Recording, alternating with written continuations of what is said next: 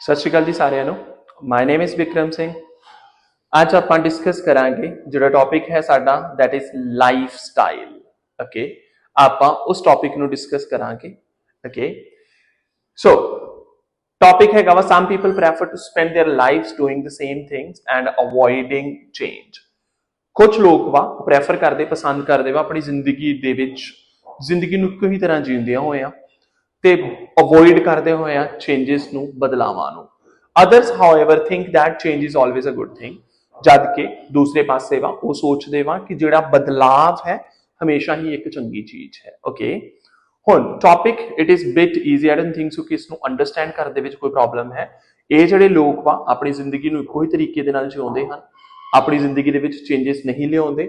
ਇਹ ਵਾਲੇ ਜਿਹੜੇ ਹਨ ਇਹ ਕਹਿੰਦੇ ਪਏ ਹਨ ਕਿ ਚੇਂਜ ਜਿਹੜੀ ਹਮੇਸ਼ਾ ਹੀ ਚੰਗੀ ਚੀਜ਼ ਹੈ। ਓਕੇ, ਤੁਸੀਂ ਦੋਵਾਂ ਨੂੰ ਡਿਸਕਸ ਕਰਨਾ ਹੈ ਇਹ ਕਿਉਂ ਆਪਣੀ ਜ਼ਿੰਦਗੀ ਨੂੰ ਇੱਕ ਹੀ ਤਰੀਕੇ ਦੇ ਨਾਲ ਜਿਉਂਦੇ ਹਨ ਜਾਂ ਫਿਰ ਚੇਂजेस ਕਰ ਮਤਲਬ ਅਵੋਇਡ ਕਰਦੇ ਵਾ ਬਦਲਾਵਾਂ ਨੂੰ, ਜਦ ਕਿ ਇਹ ਵਾਲੇ ਕਿਉਂ ਕਹਿੰਦੇ ਪਏ ਵਾ ਕਿ ਜਿਹੜਾ ਚੇਂਜ ਹੈ it is always a good thing. ਫਿਰ ਤੁਹਾਡਾ ਆਪਣਾ ਪਰਸਨਲ ਓਪੀਨੀਅਨ ਆਵੇਗਾ। ਓਕੇ, ਹੁਣ ਮੈਂ ਪਹਿਲਾਂ ਵੀ ਕਿਹਾ ਸੀਗਾ ਇਸ ਨੂੰ ਦੋ ਤਰੀਕਿਆਂ ਦੇ ਨਾਲ ਲਿਖਿਆ ਜਾ ਸਕਦਾ ਹੈ। 5 paragraphs introduction, body paragraph 1 some people, body paragraph 2 other people, body paragraph 3 ਤੁਹਾਡਾ ਆਪਣਾ ਓਪੀਨੀਅਨ ਤੇ ਕੰਕਲੂਜਨ ਇਹਦੇ ਵਿੱਚ ਤੁਹਾਡੇ ਆ ਜਾਣਗੇ ਗਲਿੰਪਸ। ਓਕੇ, ਦੂਸਰਾ ਹੈ ਕਿ ਤੁਸੀਂ ਇੰਟਰੋਡਕਸ਼ਨ ਲਿਖੋ, ਇਹ ਹੈ 5 ਪੈਰਾਸ, ਇਹ ਵੀ ਸਹੀ ਹੈ।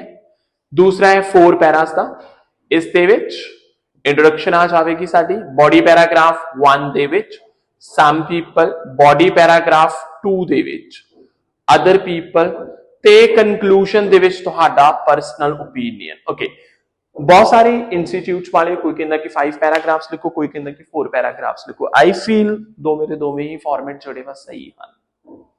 ਤੁਸੀਂ ਦੋਵਾਂ ਦੇ ਵਿੱਚੋਂ ਕੋਈ ਵੀ ਸਟਰਕਚਰ ਪਿਕ ਕਰ ਸਕਦੇ। ਆਈ ਵੁੱਡ ਸੇ ਤੁਸੀਂ ਸਮੇਂ ਦੀ ਡਿਮਾਂਡ ਨੂੰ ਦੇਖੋ। ਜੇ ਤੁਹਾਨੂੰ ਲੱਗਦਾ ਤੁਹਾਡੇ ਕੋਲ ਸਮਾਂ ਬਹੁਤ ਜ਼ਿਆਦਾ ਪਿਆ ਹੈ ਅਜੇ ਤੁਹਾਡੇ 250 ਸ਼ਬਦ ਪੂਰੇ ਨਹੀਂ ਹੁੰਦੇ ਪਏ ਤੇ 5 ਪੈਰਾਗ੍ਰਾਫਸ ਲਿਖ ਦੋ। If you guys feel like ਨਹੀਂ ਮੈਂ ਟਾਸਕ 1 ਨੂੰ ਵੀ ਟਾਈਮ ਦੇਣਾ ਹੈ, ਮੇਰੇ ਕੋਲ ਸਮਾਂ ਵੀ ਘੱਟ ਹੈ, ਸ਼ਬਦ ਵੀ ਪੂਰੇ ਹੋ ਚੁੱਕੇ ਵਾ ਆਲਮੋਸਟ, ਫਿਰ 4 ਪੈਰਾਗ੍ਰਾਫਸ ਲਿਖ ਦੋ। ਦੋਵੇਂ ਦੇ ਦੋਵੇਂ ਜਿਹੜੇ ਵਾ ਫਾਰਮੈਟ ਦੇ would help you to achieve your desired band score. Okay, ਹੁਣ ਸਭ ਤੋਂ ਪਹਿਲਾਂ ਲਿਖਣਾ ਹੈ ਅਸੀਂ ਇੰਟਰੋਡਕਸ਼ਨ। ਅਸੀਂ ਇੰਟਰੋਡਕਸ਼ਨ ਨੂੰ ਲਿਖਣ ਦੇ ਲਈ ਦੋ ਚੀਜ਼ਾਂ ਦੀ ਵਰਤੋਂ ਕਰਾਂਗੇ। ਪਹਿਲਾਂ ਤੇ ਅਸੀਂ ਉਸ ਨੂੰ ਪੈਰਾਫਰੇਜ਼ ਕਰਾਂਗੇ ਜਿਹੜੀ ਦਿੱਤੀ ਹੋਈ ਸਟੇਟਮੈਂਟ, ਉਸ ਤੋਂ ਬਾਅਦ ਅਸੀਂ ਥੀਸਿਸ ਸਟੇਟਮੈਂਟ ਦੈਟਸ ਇਟ। ਕੋਈ ਵੀ ਬੈਕਗ੍ਰਾਉਂਡ ਸਟੇਟਮੈਂਟ ਜਿਹੜੀ ਹੈ ਉਸ ਨੂੰ ਨਹੀਂ ਲਿਖਾਂਗੇ। ਹੁਣ some people ਨੂੰ ਆਪਾਂ ਕਹਿ ਸਕਦੇ handful of individuals, few masses, ਜਾਂ ਫਿਰ ਤੁਸੀਂ ਇਹਨਾਂ ਨੂੰ ਕਹਿ ਸਕਦੇ ਆ small proportion of individuals, prefer ਨੂੰ like to, love to, okay, give preference मतलब ਤੁਸੀਂ ਇਸ ਤਰੀਕੇ ਨਾਲ to spend, ਠੀਕ ਹੈ, to spend, to live their lives, doing, performing। ਹੁਣ doing ਨੂੰ ਆਪਾਂ ਲਿਖ ਸਕਦੇ ਹਾਂ performing, following, going for, same। ਹੁਣ ਇਹਨਾਂ ਨੂੰ ਆਪਾਂ similar, things, activities, and avoiding change, and avoiding and do not do, change ਨੂੰ do not do, change ਨੂੰ ਲਿਖ ਸਕਦੇ anything different, okay, others, opponents, however ਆਪਾਂ ਇਹਨੂੰ ਲਿਖ ਦਾਂਗੇ whereas, while, think, consider, that change। okay, ਹੁਣ ਇੱਥੇ change ਨੂੰ ਆਪਾਂ ਲਿਖ ਸਕਦੇ ਹਾਂ doing something new, ਕੁਝ ਨਵਾਂ ਕਰੀਏ। it means we guys are changing something, we guys are doing something differently, always, all the time, is good, is beneficial। ਹੁਣ ਸਾਡੇ ਕੋਲ 100% ਪੈਰਾਫਰੇਜ਼ ਹੋ ਚੁੱਕੀ ਹੈ ਸਾਡੀ ਸਟੇਟਮੈਂਟ। ਸਾਡੀ ਇੰਟਰੋਡਕਸ਼ਨ ਜਿਹੜੀ ਹੈ it is more than ready. मैं ऊपर ही शब्द पिक करता गया, मैं handful of individuals like to live their lives performing the similar activities and do not do anything different. However, opponents, whereas, consider that doing something new is always beneficial. Okay हुण 101% paraphrase होगी statement. ਇਹਦੇ ਵਿੱਚ ਸਾਨੂੰ ਕੋਈ ਵੀ ਚੀਜ਼ ਜਿਹੜੀ ਹੈ ਲਿਖਣਾ पढ़ना समझना मुश्किल नहीं लगा। Okay handful of masses like to live their life performing the similar activities and not going for changes. However, opponents consider that going for new things is beneficial. Both the combating views.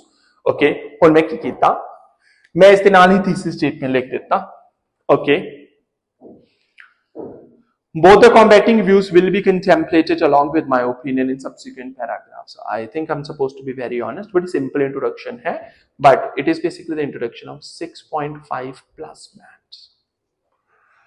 क्यों? क्योंकि grammatical error नहीं है कि lexical resources repetition नहीं है कि ध्यान रखा हुआ है, coherence and cohesion ਅਸੀਂ however वगैरह लगा के पूरा किया हुआ है, ਤੇ ਟਾਸਕ ਰਿਸਪੌਂਸ ਜੋ ਉਹਨਾਂ ਨੇ ਕਿਹਾ ਸੀਗਾ ਉਹੀ ਉਹਦੇ ਤੋਂ ਬਾਹਰ ਨਹੀਂ ਗਏ।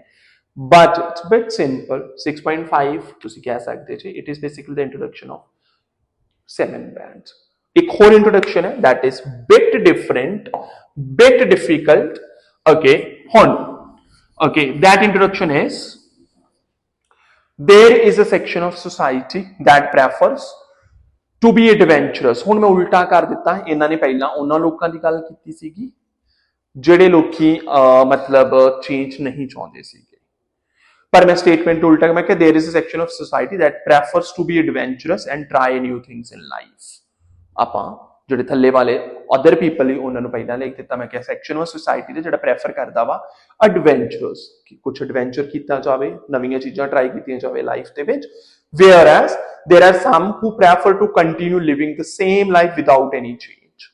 ਮੈਂ ਕਿਹਾ ਦੂਸਰੇ ਹਨ ਉਹ ਕੰਟੀਨਿਊ ਕਰਦੇ ਵਾ एक ही तरह की जिंदगी जियोना बिना किसी बदलाव के, अवॉइडिंग होना चेंजेस लिखिया सीगा आप विदाउट एनी चेंज।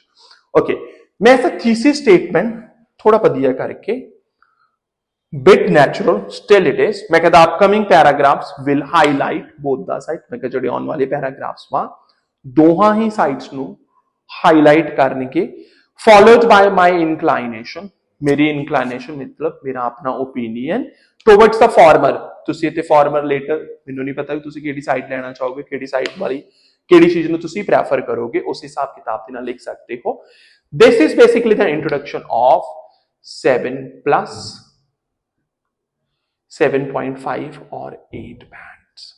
ਕਿਉਂਕਿ ਚੀਜ਼ਾਂ ਨੂੰ ਥੋੜਾ ਘੁਮਾ ਫਿਰਾ ਕੇ ਐਡਵੈਂਚਰਸ ਵਰਗੇ ਸ਼ਬਦਾਂ ਨੂੰ ਆਪਾਂ ਉਸ ਤਰੀਕੇ ਦੇ ਨਾਲ ਲਿਖਿਆ ਹੋਇਆ। ਓਕੇ ਚਲੋ let's discuss our things, let's discuss our ideas ਤਾਂ ਜੋ ਆਪਾਂ ਇਸ ਐਸੇ ਨੂੰ ਸਮ ਅਪ ਕਰ ਪਾਈ। ਓਕੇ ਮੈਂ ਕਿਹਾ ਪਹਿਲਾਂ ਉਹਨਾਂ ਦੀ ਗੱਲ ਕਰਾਂਗਾ ਜਿਹੜੇ ਬਦਲਾਵ ਨਹੀਂ ਚਾਹੁੰਦੇ, ਮੈਂ ਦੱਸਾਂਗਾ ਕਿਉਂ ਬਦਲਾਵ ਨਹੀਂ ਚਾਹੁੰਦੇ। Start with the first one. ਮੈਂ ਕਿਹਾ ਫਰਸਟਲੀ ਹੁਣ ਸਟਾਰਟ ਜਿਹੜਾ ਪੈਰਾਗ੍ਰਾਫ ਬੋਡੀ ਪੈਰਾਗ੍ਰਾਫ 1 ਕਰਨਾ ਹੈ ਉਸ ਨੂੰ ਸੇਮ ਹੀ ਤਰੀਕੇ to commence with to begin with this there are many reasons that proponents of the former or the later view contend that कि नहीं मतलब they prefer to live the same life। मैं कहा बहुत सारे कारण है। firstly कि individuals prefer not to try new things in life। मैं कहूँगा कारण है क्योंकि वो रिस्क टेकर्स नहीं है, क्योंकि कुछ नवा ट्राई की तो सपोज जॉब ही चेंज करने बारे सोचन, कुछ एडवेंचरस करने बारे सोचन, कुछ नवे शहर घूमन बारे सोचन, कुछ रिस्क लैके बिजनेस शुरू करने बारे सोचन। There are many things. मैं क्या कि नहीं they are not the risk takers, क्योंकि जो भी आप कुछ नवा करते there is no surety of results when they try something new। मैं क्या कि कोई श्योरिटी नहीं कि रिजल्ट पॉजिटिव आवेगा या नेगेटिव आवेगा। मैं इन्हां दे ओपीनियन इन्हां दे हिसाब किताब दे नाल कहंदा पिया हां। मैं कि देयरफॉर मैं क्या कि क्योंकि उन्हां नूं पता नहीं है जो कुछ नवा करने को रिजल्ट की होवेगा। मैं क्या इस करके ये जिहड़ी चीज है लोगों को अनकंफर्टेबल महसूस करके मैं इसी कुछ सपोज मैं ही हाँ इन्हां लोगों का हिस्सा, मैं कुछ ट्राई करा नवा, मैनूं पता ही नहीं रिजल्ट की होगा, but obvious I would feel uncomfortable. मैं क्या कि resultantly they avoid leaving their comfort. मैं क्या इस करके अपना कंफर्ट जोन ही नहीं छोड़ते, जो करते आ रहे बा ਆਪਣੀ ਜਵਾਨੀ ਤੋਂ ਵੀ ਬੁਢਾਪੇ ਤੱਕ ਕਰਦੇ ਆ, ਬਚਪਨ ਤੋਂ ਜੋ ਵੀ ਜਿਸ ਤਰ੍ਹਾਂ ਵੀ ਜਿਉਂਦੇ ਰਹੇ ਨੇ ਉਹਦੇ ਵਿੱਚ ਕੁਝ ਵੀ ਚੇਂजेस ਨਹੀਂ ਕਰਦੇ। ਓਕੇ, ਮੈਥਸ ਦੇ ਵਿੱਚ ਆਪਣਾ starting marker, cause and effect marker ਤੇ concluding marker ਤਿੰਨੇ ਹੀ present ਕੀਤੇ। okay, I would like to mention certain things over here। okay, possible ਨਹੀਂਗਾ ਆਇਲਸ ਵਿੱਚ 100% ਕਦੇ ਵੀ ਕੁਝ ਵੀ possible ਨਹੀਂ ਹੁੰਦਾ। possible ਨਹੀਂ ਕਿ ਤੁਸੀਂ ਤਿੰਨੇ ਦੇ ਤਿੰਨੇ ਮਾਰਕਰ ਜਿਹੜੇ ਹਨ ਕਿ ਤੁਸੀਂ ਇਨੀਸ਼ੀਏਟਿਵ ਮਾਰਕਰ ਵੀ ਦਿਓ, ਮਤਲਬ ਸਟਾਰਟਿੰਗ ਮਾਰਕਰ ਦਿਓ, ਫਿਰ cause and effect ਜਾਂ ਫਿਰ concluding ਮਾਰਕਰ ਦਿਓ। possible ਨਹੀਂ ਤੁਸੀਂ ਹਰ ਜਗ੍ਹਾ ਤੇ ਤਿੰਨ ਹੀ ਫਿੱਟ ਕਰ ਪਾਓ। ਕੁਝ ਆਈਡੀਆਜ਼ ਇਹੋ ਜਿਹੇ ਹੋਣਗੇ ਜਿਹਦੇ ਵਿੱਚ ਦੋ ਫਿੱਟ ਹੋਣਗੇ, ਕੁਝ ਆਈਡੀਆਜ਼ ਇਹੋ ਜਿਹੇ ਹੋਣਗੇ ਤੁਹਾਡਾ ਸਟਾਰਟਿੰਗ ਮਾਰਕਰ ਤੇ ਆਵੇਗਾ, ਸ਼ੁਰੂਆਤ ਵਾਲਾ ਮਾਰਕਰ ਆਵੇਗਾ, ਫਿਰ ਕਿਤੇ ਕੰਟਰਾਸਟ ਮਾਰਕਰ ਆ ਜਾਏਗਾ। ਓਕੇ, ਇਹਨਾਂ ਚੀਜ਼ਾਂ ਦਾ ਵੀ ਤੁਸੀਂ ਖਾਸਾ ਧਿਆਨ ਰੱਖਣਾ ਹੈ। ਓਕੇ, ਦੂਸਰੀ ਚੀਜ਼ ਇਹਦੇ ਵਿੱਚ ਕਿਤੇ ਵੀ ਆਈ, ਵੀ, ਯੂ, ਆਰ ਵਰਗੇ ਜਿਹੜੇ ਪਰਸਨਲ ਪ੍ਰਨਾਉਂਸ ਹੁੰਦੇ ਵਾ ਉਹਨਾਂ ਦੀ ਵਰਤੋਂ ਜਿਹੜੀ ਹੈ ਤੁਸੀਂ ਨਹੀਂ ਕਰੋਗੇ। Okay, let's move towards the second idea. Okay, ਮੈਂ ਸੈਕੰਡ ਆਈਡੀਆ ਤੇ ਗਿਆ। ਮੈਂ ਕਿਹਾ ਕਿ ਕਿਉਂ ਇਹ ਚੇਂਜ ਨਹੀਂ ਕਰਨਾ ਚਾਹੁੰਦੇ, ਕਿਉਂ ਇਹਨਾਂ ਨੂੰ ਬਦਲਾਵ ਪਸੰਦ ਨਹੀਂ। ਮੈਂ ਪਹਿਲਾਂ ਤਾਂ ਦੱਸ ਦਿੱਤਾ ਕਿ ਕੰਫਰਟ ਜ਼ੋਨ ਨਹੀਂ ਛੱਡਣਾ ਚਾਹੁੰਦੇ, ਰਿਸਕ ਟੇਕਰਸ ਨਹੀਂ। ਮੈਂ ਸੈਕੰਡਲੀ ਪੀਪਲ ਬਿਕਮ ਕੰਫਰਟੇਬਲ। ਮੈਂ ਕਿਹਾ ਸਪੋਜ਼ ਮੈਂ ਇੱਕ ਹੀ ਜੌਬ ਕਰ ਰਿਹਾ ਹਾਂ, ਇੱਕ ਹੀ ਤਰ੍ਹਾਂ ਦੀ ਜ਼ਿੰਦਗੀ ਜੀ ਰਿਹਾ। ਮੈਂ ਕਿਹਾ ਇਹ ਕੰਫਰਟੇਬਲ ਐਂਡ ਕੰਪਲੇਸੈਂਟ ਇਨ ਲਾਈਫ, ਮਤਲਬ ਕੰਫਰਟੇਬਲ ਹੋ ਗਏ ਵਾ ਲਾਈਫ ਦੇ ਵਿੱਚ, ਜ਼ਰੂਰਤ ਹੀ ਮਹਿਸੂਸ ਨਹੀਂ ਕਰਦੇ। ਤਾਂ ਕਰਕੇ ਕਿਉਂ ਜ਼ਰੂਰਤ ਹੀ ਮਹਿਸੂਸ ਨਹੀਂ ਕਰਦੇ ਬਦਲਣ ਦੀ ਕਿਸੇ ਵੀ ਚੀਜ਼ ਨੂੰ, ਉਹਨਾਂ ਲੱਗਦਾ ਕਿ ਇਹ ਜਿਹੜੀ ਚੀਜ਼ ਵਾ ਇਹ ਵਧੀਆ ਵਾ। ਤੇ ਮੈਂ ਕਿਹਾ ਨਤੀਜੇ ਵਜੋਂ, ਹੁਣ ਮੈਂ ਤੇ ਕੰਕਲੂਡਿੰਗ ਮਾਰਕਰ ਸਿੱਧਾ ਮੈਂ ਕਿਹਾ ਨਤੀਜੇ ਵਜੋਂ ਮੈਂ ਕਿਹਾ ਕੰਟੀਨਿਊ ਰੱਖ ਦੇਵਾਂ ਉਹੀ ਮੋਨੋਟਨਸ ਭਰੀ, ਬੋਰੀਅਤ ਭਰੀ ਜ਼ਿੰਦਗੀ ਕਿ ਜੋ ਵੀ ਚੱਲ ਰਿਹਾ, ਜਿਵੇਂ ਵੀ ਚੱਲ ਰਿਹਾ, ਰੋਜ਼ਮਰਾ ਦੀ ਜ਼ਿੰਦਗੀ ਦੇ ਵਿੱਚ ਜੋ ਕਰ ਰਹੇ ਕੁਝ ਨਵਾਂ ਟਰਾਈ ਹੀ ਨਹੀਂ ਕਰਦੇ। that is going to be my second idea ਜਿਹਦੇ ਵਿੱਚ ਆਪਾਂ ਡਿਸਕਸ ਕੀਤਾ ਕੰਫਰਟ ਜ਼ੋਨ। ਮੈਂ ਕਿਹਾ ਹੁਣ ਮੈਂ ਬੋਡੀ ਪੈਰਾਗ੍ਰਾਫ 2 ਦੇ ਵਿੱਚ ਆ ਗਿਆ। ਮੈਂ ਕਿਹਾ ਕਿਉਂ ਲੋਕੀ ਬਦਲਾਵਾਂ ਦੇ ਲਈ ਜਾਣਾ ਚਾਹੁੰਦੇ ਹਨ।